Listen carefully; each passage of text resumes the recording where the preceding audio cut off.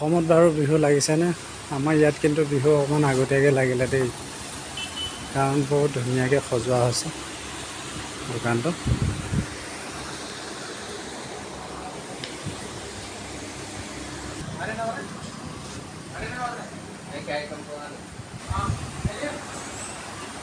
ধুনীয়া। আমাৰ ইয়াত কিন্তু অকণমান আগতীয়াকৈ বিহু লাগিলে। অসম বাহিৰলৈ লাগিছেনে নাই লাগে নাজানো, কিন্তু আমাৰ ইয়াত অলপ সোনকালতে লাগিছে দেই। দেখিছানে? এইটো কি বস্তু বাৰু? আমাৰ অসমত নামটো জানিলে কমেণ্ট কৰি জনাবাচোন।